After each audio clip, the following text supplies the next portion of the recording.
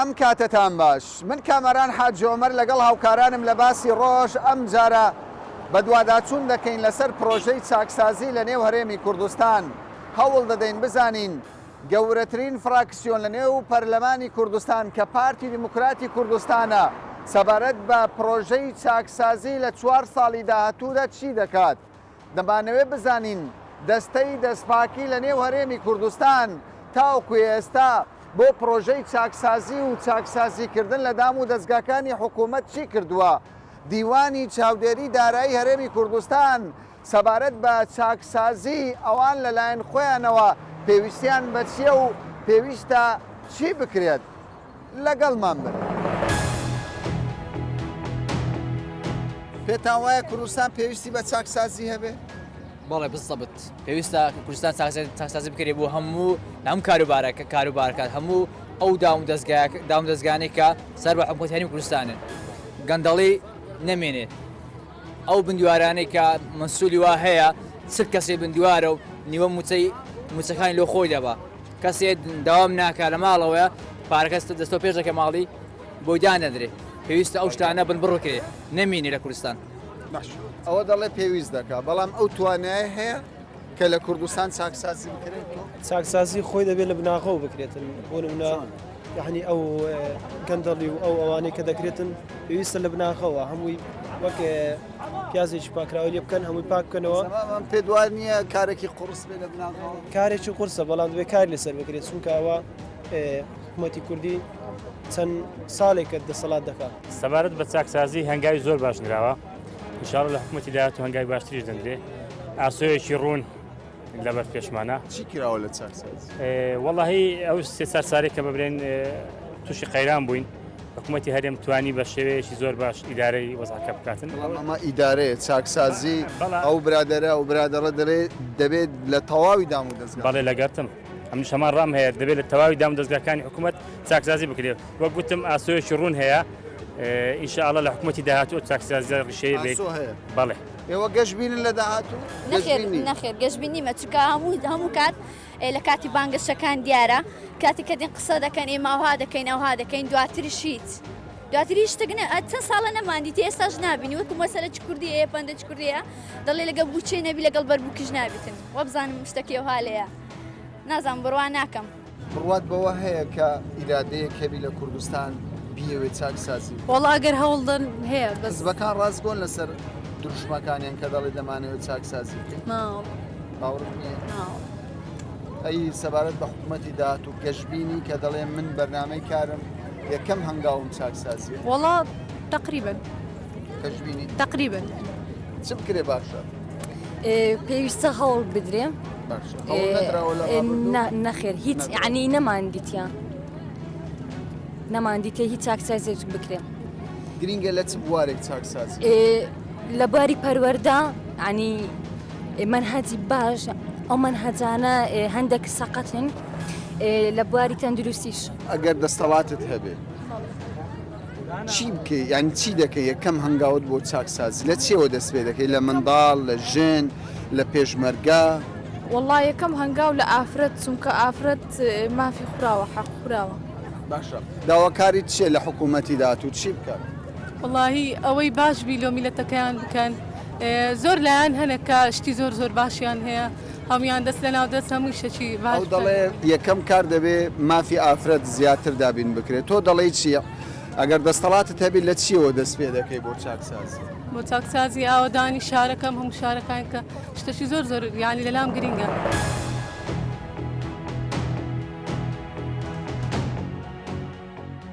ئێوە چی دەکەن بۆ پرۆژەی چاکسازی؟ فراکسیۆنی پارتی دموکراتی کوردستان لە ڕابردووشدا کە کاتێک ئەو پرۆژەی لەلایەن حکوومەتەوە ئاراستی پەرلەمان کرا یەکەم فراکسیۆن بوو پشتیوانی بۆ پرۆژەکە دەربڕی بەڵام بەداخەوە و کۆسپول لەم پەرانەی هاتنە پێش بوونە هۆکاری ئەوەی نەتواندرێت لە خولی چواری پەرلەمانی کوردستان پرۆژەکە جێبەجێ بکرێتن ڕاستە پەسەندکرا لەلایەن پەرلەمانەوە بەڵام دوجار گەڕێنرایەوە ئێستاش لە ئەولەویاتی کارەکانی فراکسیۆنی پارتی بریتە لەوەی یەک پشتیوانیکردن لە پرۆژەکە و لە کارە سەرەتاییەکانی بیدایەتی وەرزی یەکەمی یاسادانان لە خولی پێنجەمی پەرلەمانی کوردستان یەک لە کارە بیداییەکان لە لای ئێمە ئەفزاریەت یاسای چاکسازیە دوای ئەوەی کە سەرۆکایەتی پەرلەمان لە نزیکترین کاتدا هەڵدەبژێرین و لێژنەکانی پەرلەمان هەڵدەبژێرین ئەو کارە بیدایانەی کە پێویست دەکاتن ئەنجام بدرێتن لەگەڵ ئەوەشدا لە دوای ئەوە یەکەم کار بەلای ئێمە گرنگ ئەوەیە کە پرۆژەی یاساییە ئەو پرۆژەیە کە پرۆژەی چاکسازیە و پەسەند بکرێت ببێتە یاسا کەواتە دەکرێت بڵێن ئەولەویەتی کاری ئێوە ئەوە دەبێت لە گەڕی یەکەمی دانیشتنەکان بڵێن پرۆژەی چاکسازی بەدڵنیاییەوە لە لای فراکسیۆنی پارتی هیچ تەڕاجعەک نییە لەوەی کە ئەو پرۆژەیە پەسەند نەکرێەوە هیچ هۆکارێکیش بە هۆکاری مقنیا نابینین کە پرۆژەکە پەسەند نەکرێتن نەبێتە یاسا بۆیە لە ئەولەویەتی کارەکانی ئێمەیە باش ئێوە گەورەترین فراکسیۆنن دەتوانن دەنگێکی زۆرتان هەبێت لە نێو پەرلەماندا دەتانەوێت چی بکەن لە نێو ئەو پرۆژەدا سەبارەت بە موچەی فەرمانبەران سەبارەت بە خانەنشینی دەرماڵە جارە پێشەوە مشتێک لە لای ئێمە پرۆسەی چاکسازی هاوشانە لەگە پرۆسەی حکومڕانی وابەز نییە تەنها بەو پرۆژەیە بەڵام ئەو پرۆژەیە زۆر گرنگە لەبەرچێ ئەو پرۆژەیە دادپەروەریەک لە موچەی فەرمانبەران و لە جۆری خانەنشین بوونیان دێنێتە ئاراوە ئەو پرۆژەیە تەکمیلەیەک داهاتێکی زۆری بۆ حکوومەت دەگەڕێنێتەوە دەتوانرێتن پاشەکەوتی موچە نەهێڵدرێ ئەو پرۆژەیە باز دەوە دەکرێت کە ینی زیاتر لە 100 ملیار دیناری عێراقی بەدڵنیایەوە بەپێی ئەو مەبلەغ خەملێنراوەی کە لەلایەن لێژنەکانی حکوومەت و وەزارەتی دارایی کە داهاتن لە پەرلەمان گفتوگۆمان لەسەر پرۆژە یاسایە دەکرد و بەپێی ئەو تەقاریرانەی کە لە لێژنەکانی دارایی پەرلەمان و لەو کۆبنەوەی پەرلەمان کە قسەی لەسەر دەکرێت بەڵێ مەبلەغێکی لەو زۆرەیە ئەوە دەبێتە هۆکارێک کە بتوانرێت یەک پاشەکەوت نەهێڵدرێت دوو لە کاتی خۆی موچەدا بین بکرێتن لەگەڵ ئەوەشدا دادپەروەری لە موچە و لە ئیمتیازات و لە خانەنشین بینێتە ئارەوە پرۆژەی چاکسازی لە پەرلەمانەوە پەسەند نەکرێ پاشەکەوتی موچە هەڵناگیرێت پەیوەست نییە بۆ بابەتە لەو زەمانی کە کاتی گفتوگۆ لەسەر پرۆژەکە دەکرات بەڵێ لەو کاتی لە خولی ڕابردوو بەڵام لە ئێستا بەپێی اتفاقاتانی کە لەگەڵ حکوومەتی اتحادی کراوە مەرج نییە پەیوەستبی بە پرۆژەی چاکسازیەوە بەڵام بودجە لە عێراقیشدا بین بکرێ ئێمە پێویستمان بەو پرۆژەیە هەیە لە بەرەوەی دەیان کەس لە لیستەکانی ناوی پیرۆزی شەهیداندا هەیە شەهید نەبووە دەبێەوە پاک بکرێتەوە دەیان کەس لە ناو لیستی زیندانیانی سیاسینە کە ڕۆژێک لە ڕۆژان زیندانی سیاسی نەبووە دەیان کەس بە پلەی باڵا و مامناوەند و بە مەرتەبەی زۆرەوە خانەنشین کراون یەک ڕۆژ فەرمانبەری میری نەبوونە هەموو ئەوانە ئەوە ڕێک دەخەبارەت بە دووموچەی بندیوار بەڵێ بەدڵنیایەوە دووموچەی ناهێڵیتن بندیوار ناهێڵیتن ئەو نەحەقیانەی کە بە ناشایستی خانەنشین کراون ناهێڵیتن و هۆکارێکی زۆر گرنگ دەبیتن لە یەخستنەوەی هێزەکانی پێشمەرگە کە وحدەی حیسابی یەکەکانی هەفتا و هەشتا دەبێتەوە یەک وحدە بابەتی زۆر گرنگ لە پرۆژەکەدا هەنا و دادپەروەری زۆر گەورەی تێدا هەیە بۆیە دیسان تاکید دەکەمەوە ئێمە هیچ مبەڕیڕێک بە موقنیا نابینین کە ئەو پرۆژەیە لە پەرلەمان پەسەند پێش زۆر زار جێبیستی ئەوە دەبین تەنانەت ئەو فەرمانبەرانەی کە وەزیفەی خۆیان بە باشی بە جێبەجێ ناکەن و بەرهەمیشیان نییە ئەو پرۆژە چاکسازی ئەوانش دەگرێتەوە پرۆژەکە زۆر گشتگیرە هەموو سێکتەرەکانی ئیمتیازات و موچە و هەموو ئەو بابەتانە لە خۆ دەگرێتن وەکو پێم گوتی بندیوار ناهێڵیتن بەناحەق تەقاعود بوو هەڵدەبەشێنێتەوە پلە بەرزکردنەوە ئەوانەی کە پلەی پێدرایە و پێی خانەنشین کرا ئەوانە لێیان دەسێنرێتەوە و هێزەکانی پێشمەرگە یەک دەخاتەوە داهاتی حکوومەت بەرز دەکاتەوە ئەو کەسانەی شەهید نەبوونە لە لیستی شەهیدان ناویان دەردەهێنێتن ئەو کەسانەی زیندانی نەبوونە ناویان دەردەهێنێت زۆر باشە کاگومێ سەبارەت بە ڕێکەوتنتان لەگەڵ حزبەکان هیچ ڕێکەوتنێکتان هەیە زودنەوەی گۆڕان یەکێتی تەفاهمیان بۆ پرۆژەی چاکسازی هەیە یاخود پارتی دەیەوێت بە تەنیا کار بکات ئێمە گەل لە خولی ڕابردوو زۆرمان هەوڵدا کە ئەو پرۆژەیە سەر بگرێتن تعقیدات دروست کرا تا گەیشتنە ئەو ڕۆژەی نەماتوانی هیچکە جەلسەی پەرلەمانی ئەنجام دەین بەڵام ئێستا ماوەی زۆرترمان لەبەردەستە ماوەکە یەک خولی پەرلەمانیمان لەبەردەستە ئێستا لە سەرەتای کارەکانی ئەو خولەداینە تا ئێستا کە ئیستیجابە لەلایەن فراکسیۆنەکانی دیکەشەوە دەبینین ملاحەزات و سەرنج قسە کراوە لەم بەدڵنیایەوە قسە کراوە لە ئێمە چەند ڕۆژێکە لە بۆ ئامادەکاریەکانی هەڵبژاردننی دەستی سەرۆکایەتی پەرلەمان لەگەڵ فراکسیۆنەکان کۆ دەبینەوە تا ئێستا هیچ فراکسیۆنێک دژایەتی خۆی دەرحەق بە پرۆژەکە دەرنەبڕیوە کەواتە تەفاهم و لێک تێگەیشتن لێک تێگەیشتنێکەیە بەڵام پێویستی بە ئیتفاقەیە ئیتفاق نەکراوە تا ئێستا ئیتفاق نەکرا بەڵام لێک تێگەیشتنێکەیە هەمومان داوا دەکەینەوە پرۆژەیە جێبەجێ بکرێتن دەکرێت بەشێک بیتن لە پاکێجی دوای ئەوەی دەستی سەرۆکاتی پەرلەمانمان هەڵبژارد ئێمە ئەو کات فراکسیۆنەکان کە مفاوەزات دەکەین بۆ لێژنەکان دەکرێت مفاوەزاتێک لەسەر ئەو پرۆژەیە دەکەین بە دڵنیاییەوە دەبێت ڕێککەوتنمان هەبێتن پرۆژەی چاکسازی هەر فراکسیۆنێک لە نێو پەرلەمانی کوردستان باسی لەوە دەکات بەڵام من دەمەوێت ئەو وڵامە لە جەنابتان ببیستم بە جددی لە نێو خولی پێنجەمی پەرلەمان ئەو پرۆژەیە کەی جێبەجێ دەکرێت دەچێتە بواری جێبەجێکردنەوە تموحات و خواستی ئێمە لە فراکسیۆنی پارتی ئەوەیە لە وەرزی یەکەم کە بریتێ لە سێمانجی یەکەم لەم خولەی پەرلەمان ئەو پرۆژەی ببێ بە یاسا هەموو هەوڵێکیشمان لەو پێناوە دەبیتن خەڵکێکیش هەیە فراکسیۆنی دیکەش هەیە پشتیوانیمان دەکەن ئەگەر تاقیداتێک دروستبی ئیتر ئەو جارە وەکو خولی ڕابردوو نابین نەمانەویست یان جەوی کوردستانەوەی نەخواست ئێمە هەموو ڕاستیەکان بە خەڵکی کوردستان بڵین چێبوون هۆکار بوون لەوەی کە نیان هێشت ئەو پرۆژەیە سەرکەوتوو بێتن بەڵام ئەو جارە بە دڵنیایە وانابێ یەک ئێمە فراکسیۆنی پارتی ڕێژەکەمان زیاترە دۆست و هاوپەیمانمان زیاترن لە ناو پەرلەمانی کوردستان لە هەموو حاڵەتێکدا دەتوانین ئەو دەنگە زۆرینە چاوەڕێی کەس ناکەن چاوەڕێ دەکەین چووکە پێمان وایە پرۆسەیەکی نیشتیمانیە پێویستی بە کۆدەنجی هەیە بەڵام تعقیدات دروست بکرێتن بێ ئەمەلمان بکەن مەیوز ببین لەوەی کە پرۆژەکە سەرکەوتو نابی بە دڵنیاییەوە و کاتی چاوەڕوانی کەس ناکەین.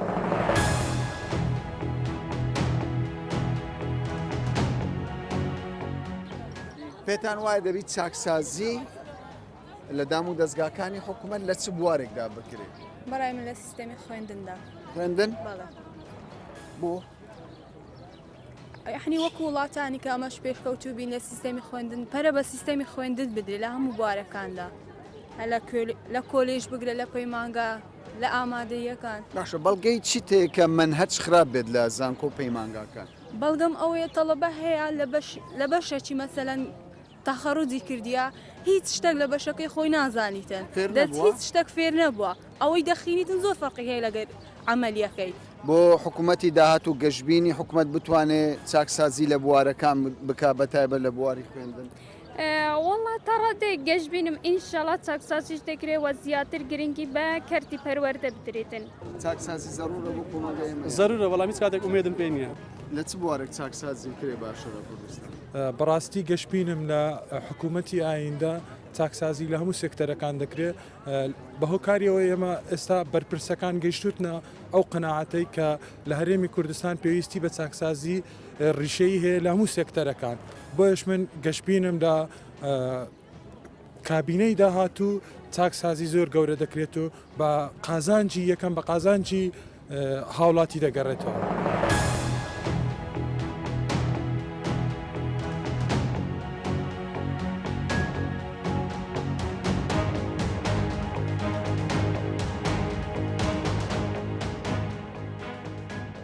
ئێمە لەگەڵ کۆمەڵێک هاوڵاتی قسەمان کردووە باسمان لەوە کردووە کە ئیرادەیەک هەیە لە هەرێمی کوردستان چاکسازی دەکات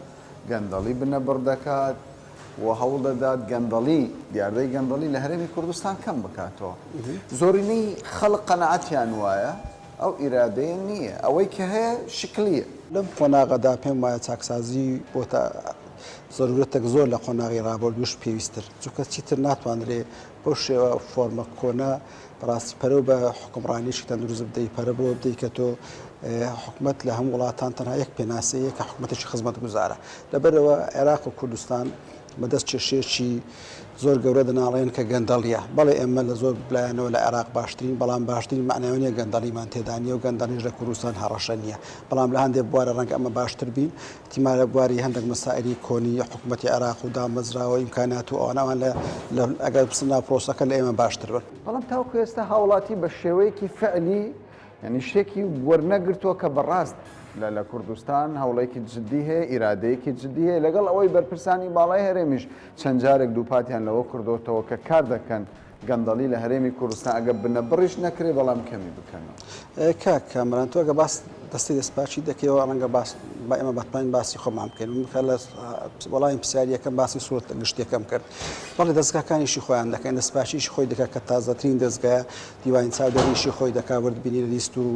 داهات و سەرفیاتی دادەم دەستگاکان دەکات داواکاری گشتی ئەو شتانی کە ڕەبتی بەخۆیەتی حەقی هەیە سکاڵا بجوڵێنێ دەسەڵاتی دادوەری ئەو کەسانی لەچێتر ئێمە دەزانین داواکاری گشتی هەیە دادگا هەیە دەستەی نەزا هەیە چاودێری دارایی هەیە بەڵام ڕێژەی گەندەڵی لە کوردستان ڕۆژ لە دوای ڕۆژ ڕووی لە زێدەبوونا تا ئێستا کە ئەو کەسانەی کە خەڵک باسی لەوە دەکا و تەنانەت بە بەڵگەش ناویان دێ تاوەکو ئێستا کەس نەیبینیوە لە بەردەم دادگاوانە. پێ خۆشە شتێکت پێ بڵێم قسەکان هەمووی ڕێک بە یەکەمیان ژایەتی گەندەڵی کۆمەڵک ئالیاتی تێدا بەس ئێستا لە من پرسی بڵێ بۆ کەیسەکانی گەندەلی وەکو پێویست ناچێتە پێش دەستپاچی و کۆمەڵک موسسە هاوباشن لەو پرۆسەیەدا من پێم وایە ئێستا کاتیەوە هاتووە لە کوردستان دادگایەک تەخسیس بکرێ بۆ کەیسەکانی گەندەڵی یعنی من ئێستا نەبوونی یەک لە کفتێکی زۆر گەورەشە تو ئەوڕۆ کەیسێک تاقیق تێدا دەکەی محاکم قەناعەتی پێ ئیحالە دەکرێت ئەگەر لە خلای دوو سێ مانگە یەکلایی بکرێتەوە ئێمە کەیسمان هەبوو بە ساڵ و دو ساڵ لە دادگا بۆ تەنها سڕەی تۆمارکردنی مائیلیشی بۆ دیاری نەکرا. بۆچی وەزارەتی داد یان حکوومەت هەڵنەستاوە بە دابینکردنی دادگایەکی تایبەت بەم کەیس ئەوە دەتوانین بپرسی ئەمە لەگەڵ ئەنجومەی دادوەری چەندین جار گفتوگۆمان کردووە دیارە ئەوان کۆمەڵک متاڵەباتی تریشیان هەیە بۆ نمونە توندی توێژی خێزانیش داوای کردو کۆمەڵک بەڵام هەڵدەی قەناعەتیان پێ بکەین دژایەتی گەندەڵی جیاواز لە کەیسەکایدا هەموو کەیسێک مهمە ئەو قەناعەتە لای بەڕێزان دروست بێت بۆ ئێمە متمانەگە ئەو قەناعەت دروست نەبووە تا ئێستا نەخێر ئەگە دروست بێت دروشمەکانی پروپاگەندەی هەڵبژاردن هەموو دەڵێن ئێمە چاکسازی دەکەین ئەو تێکەڵ مەکە لەگەر ئەوەتەن باسی مؤسسەیەک دەکەم کە دادگا لای ئەوە پێی دەوتری ئەنجومەی دادوەری ئێستا ئەو دروشمانەوە کاتێتی ڕەنگە لە چەند هەفتەی داهاتوو یەک دوو مانگی داهاتوو بچێتە بواری جێبەجێ کرد و حکومەتێکی لێ بێتەکایە. باشە چێ گەندەڵی کردووە لە کوردستان چێ کردوێتی گەندەڵی ڕەنگە بێت بڕێم بەرپرسانی ئیداری دەیکەن هاوڵاتی تێدا بەشداری دەی بەڵام ڕەنگە ڕێژەی هاوڵاتی تێدا کەمتر بێ بۆیە بتەکە هەر کار بابەتە مەسەڵەن لە هاوڵاتیەوە دەست پێ دەکات ئێمە کامەران خەتەرێکی گەورەمان هەیە کەلچەری گەندەڵی خەتەرە کەلچورەکە ئەوەیە کە هاوڵاتی بەشێک لە هاوڵاتیان ئێستا سوودوەگرتن لە مڵکی گشتی بە ئازایەتی پاڵەوانتی ێزانن یعنی ئەوە کاریگەرێکی زۆر خەتەرە چونکە ئەوە لە خودی پرۆسەکە خەتەرترە یعنی مەسەلەن من زۆر جار بە حکمی ئیشمان لەگەڵ زۆر جار کابرا هەیە توانایەکی زۆر باشی هەیە بەڵام پێی خۆش ئەگە بتوانێت سەعاتێک لە دەستگایەکی حکومی لە دوو ئالیاتی حکوومەت ئیسفادە بکات کەواتە هەتا خەڵک بەڕاستی بەشێک لە خەڵک تەبە ناتوان تایم بکەم کابرا لە ئیشێکە بۆ لە وەزیفەیە بۆ بە کورتی بە ناشایی دەوڵەمەند بووە ئەڵێ کابرا خۆی پێگەیان ئەڵێ کاکە چۆن خۆی پێگەیان ئێمە غێر لە حسابی مڵکی گشتی دەوڵەمەند باشە با پرسیارێک بکەم کە ئێوە حەزی لێ ناکەن هەموو جار لێتان بکرێ ئەویش ئەوەیە چەند دۆسێتان لەبەردەستە وەڵام داتام لا نییە چکە و داتایی کە پێماندان هینۆی 12 بوو ئێستا راپۆرتەکەمان حاضر کردووە چاوەڕێی سەرۆکایەتی پەرلەمانی تا زیادی کردویان کەمێکی زیاد دەکات بەردەوام کەی زیاد دەکات ئەوانەی دۆسییان هەیە لای ئێوە لە هاوڵاتیەوە دەست پێ دەکات تا وەزیفەی پلەی بەرز فۆرمێک هەیە بەڵێننامەیەکە کە ئێوە بۆ لە مەودووە بە فەرمانبەرانی هەرێمی کوردستان پڕ دەکەن ئەم فۆرمە باسی چی دەکات بۆچی ئەم فۆرمە پرسیارێکی زۆر گرنگە زۆر سپاستان دەکەم هیوادارم ئێوەش سەرجەم میدیاکان زۆر تیمان بە مەسەلەیە بدەن ئەوە پێی دەوترێ بە ڕێنمایی ڕەفتاری وەزیفی بە عەرەبی سلوکی وەزیفی ئەو ڕێنمایی ڕەفتاری وەزیفی دەستەی دەستپاچیل بە پێی یاساکەی خۆی لەسەرەتی کە ئەو ڕێنمایە دەربکات و بیگەێنێ بە سەرجەم فەرمانبەرانی کوردستان ئەو ڕێنمایە لەمە دوا دەبێتە مەرجێک بۆ دامەزراندن و مەرجێکیش بۆ بەردەوامبوون لە خدمە چی لەخەوە دەگرێت کۆمەڵک پرەنسیپە ئیلزامیە دەبێ هەر فەرمانبەرێک هەر کەسێکیش دامەزرێ دەبێ ئەم بەڵێننامەیە ئەوە لە عێراق لە 2004 ئیشی لەسەرکراوە بەڵام لە عێراق کورتکرا بۆ تەنها ئیلتزامات و 14 ئیلتزامات و لە چوارچۆی فۆرمێک بە فەرمانبەران ئیمزا کرد بەڵام 2014 جاشکە لە عێراق ڕێنمای ڕەفتاری وەزیفی دەرچووە ڕێنمای ڕەفتاری وەزیفی کۆمەڵک مەبادی نمونەیی لە خۆ دەگرێت کە فەرمانبەر چۆن کارەکانی بەدڵسۆزی جێبەجێ دەکا بێک چاوسێری و هاوڵاتیان دەکا چۆن پارێزگاری لە متەلەکاتی گشتی دەکات سەنگاندن بۆ کارەکاری دەکرێت ئەمە زانیتێ کۆمەڵک مەبادیە تەفسیلترە بۆ مەمە قانونی زباد مۆزەفی دەوڵەمان یەک دوو مادەمانەیان 4 و 5 مادەکان بەرنیە باز لەوە دەکا کە فەرمانبەر چۆن ئیش دەکات ئەوە تەفسیلترە ئەو پرەنسیبان لە خۆ هەرکو ماف دیاری بەتەکیت ئەگەر بێت و فەرمانبەرێک ئیلتیزام بە ناوەڕۆکی ئەم بەڵێنامەیە خۆ دەڵێ داوا من ئەگەر ئەو بەڵێنامەکە ئیمزای دەکات دەڵێ ئەگەر من سەرپێچیم کرد ئامادەم لێکار یاسایی بەرامبەر بژیت ڕێکار یاسایەکان دوو شێوەیە ئەگەر شتەکە چارچێوەی ئیشی تەنزیمی خۆی بوو ئەوە پێی قانونی زمان مۆزەفی دەولەت دەبێت بەڵام ئەگەر چۆ کار چارچێوەی تاوان و وەرتیر وەرگرتن و شتی تر ئەو کار نەکردن بەدەوام بەتەکی دێچێک لەوانەیە لە هەفتەیەکدا ڕۆژێک داوام کە ئەمە دەیگرێتەوە ئێتزامکردن بەدەوام بۆ شێوەی کە لە وەزارەتەکەی بۆ دیاری کراوە.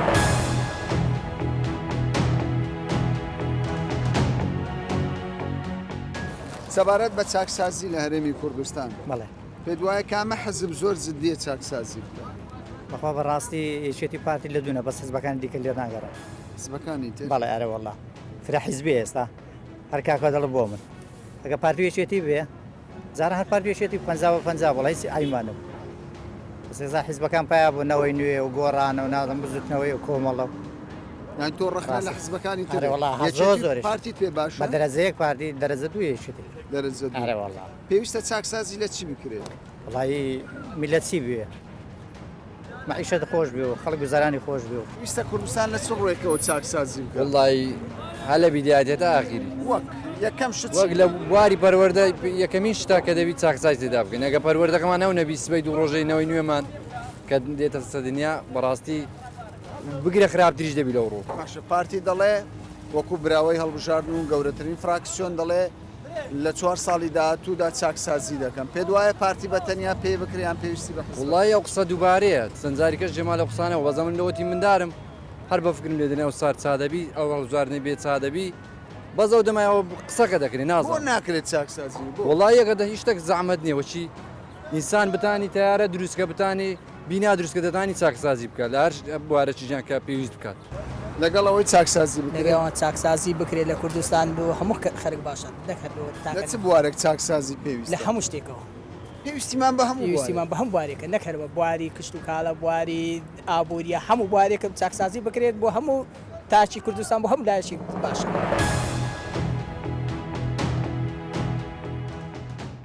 دیوانی چاودێری دارایی بابزین ئەرکی چیە و لە ڕابردوودا چیتان کردووە؟ خۆی ئەرچی ڕئیسی دیوانی چاودێری دارایی ڕێنوێنیکردنی سەرجەم دام و دەستگاکانی حکوومەتە ئەوانەی بە قانون کەوتونەتە ژێڕ چێفی ئەو دەستگایە لە بۆ ڕاستکردنەوەیان لە هەر هەڵە و کەم و کورتیەک ئەگەر هەبی بە تایبەتی لە جانبی مالی. باشە دەتوانین بڵێن ئێوە تەواوی پرۆسە داراییەکانی هەرێمی کوردستان چاودێری دەکەن؟ بە پێی یاسا بڵێ. ئەی لە ڕووی پراکتیکیەوە چەندە جێبەجێ دەکەن؟ لە ڕووی پراکتیکیەوە دیارە ئیشەکان من مەسلە ئێستەمە بە چەندین قۆناغدا ڕۆیشتینە کاتی خۆی کە دامەزرایە لە 2000 یاسایەکمان هەبووە یاسایەکە کۆمەڵەکەم و کوڕی تێدا بووە هەتا ساڵی 2008 ئیشمان بەو یاسایە کرد لە 2008ەوە ئەمە مەشروع قانونێکمان لێرە لە دیوان ینی لیژنەیەکی لە بۆ پێکات و تەقدیمی سەرۆکاتی پەرلەمانمان کرد. دەسەڵاتی دیوانی چاودێری دارایی چییە؟ دەسەڵاتی ئێمە هەر دەستگایەک بە یاسا دەسەڵاتی لە بۆ ڕێکخرایە دەسەڵاتی ئێمە ئێستاش مەحدودە بەنسبەت زۆر بابەت ینی لە خۆی کە یاسایەکە دیاریکرا لۆ نمونە مەسلە ئێستەمە لە هەندێک دام و دەستگایی وڵاتانی پێشکەوتو جگە لە کاری بابرێن وردبینی کاری دادوەریەکەش خۆیان ئەنجامی دەدەن هەمان دەستگاکە ئەوە لێرە نیە بە سوپاسەوە ئێستامە تقریبا نزیکەی ساڵێک دەبی مەشروعی قانونەکمان حازر کردیە خەریکی لیژنەی لە بۆ پێکهاتی ئێستا ئەوڕۆ مناقەشەی بووە دەمانەوەی ئینشاءالله لە بۆ پەرلەمانی داهاتوو لە بۆ حکوومەتی داهاتوو ئەو مەشروع قانونە تەقدیمی پەرلەمان بکەین. یەکێک لە گرفتە هەرە گەورەکانی هەرێمی کوردستان بوونی گەندەڵیە. ئێوە لە چێوەی پرۆسەی چاکسازیدا دیارە ئەتوو کە سیستەم بە تەنێ بە یەک دەستگای چانابیتن هەمووی پێکەوە ڕەبتە یعنی هەموو پێکەوە ڕەبتە بەڵام گۆڕانکاری زۆریش بووە بەپێی خواستی منە بەپێی خواستی خەڵک نییە بەپێی خواستی ئێوە نییە ئەمە ئەوەی دەزانین بەس باوەڕتان هەبی کۆمەڵە گۆڕانکاری زۆر کرایە لە بواری لۆ نمونە مەسەلەن ڕێخستنی زۆر مەسائلی مالی تەنسیقمان هەیە لەگەڵ هەیە نەزاهات تەنسیقمان هەیە لەگەڵ وەزارەتی دارایی لەگەڵ وەزارەتی پلاندانان. ئێوە ڕاهێنان بە فەرمانبەرانی خۆتان دەکەن بەڵام لە هەمان کاتیشدا گرینگە ئەگەر بکرێت تەواوی سیستەمی دارایی بە ئەلکترۆنی بکرێت بۆچی تاوەکو ئێستا ئەو هەنگاوە نەنراوە بۆ ئێوە باشتر نییە بنرێ؟ خۆی کاکامەران ئەو بابەتەوەکو پسپۆڕێتی لە پسپۆڕێتی دیوانی منی بەڵام لە هەر وەزارەتێک بەشی ئایتی هەیە فەرمانبەر وەرگیراوە لەسەر ئەو توانایە خۆی کامەران ممچینە لە مستەوای وەزارەتەکان نەبی ئەو بابەتە لە مستەوای بابلین باڵاتر بیتن باڵاتر دەبی بڕیاری لێ بداتن چکەمە ئێستا لە لۆنمونە لە وەزارەتی دارایی فەرمانگەی خاص هەیە لە ناو بانقی هەرێم ئێستا معقول نییە هەتا ئێستا ینی هاوڵاتی کریدیت کارتی خۆی نییە و پارەی کاش بەکاردەینی لە بۆ ئیش و کارەکانی کە ئەمە هەر دەڵێن بەشی ئایتیمان هەیە و هەر دەڵێن بابلێن گۆڕانکاریمان زۆر کردیە یعنی ئەوە هەر یەکەکە لە هەرە خەلە لە گەورەکە گرفت لە کارمەند و بەرپرسانی ئەو دیوانە هەیە یاخود لە فەزای کارکردنی ئێوەدا هەیە لە فەزای کارکردنی سیاسی لە هەرێمی کوردستان خۆی فەزایەکە کاریگەری خۆی هەیە فەزایەکە کاریگەری خۆی هەیە بەسەر هەمووی پرۆسەکەەوە.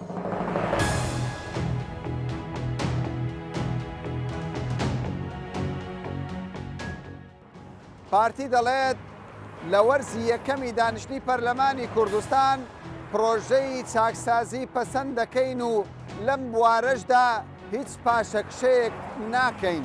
دەستەی دەستپاکیش لە نێو هەرێمی کوردستان دەڵێت هەنگاوی باشمان ناوە بەڵام نەبوونی دادگایەکی تایبەت بە کەیسەکانی چاکسازی وای کردووە کارەکانمان بە خاوی بەڕێوە بچێت.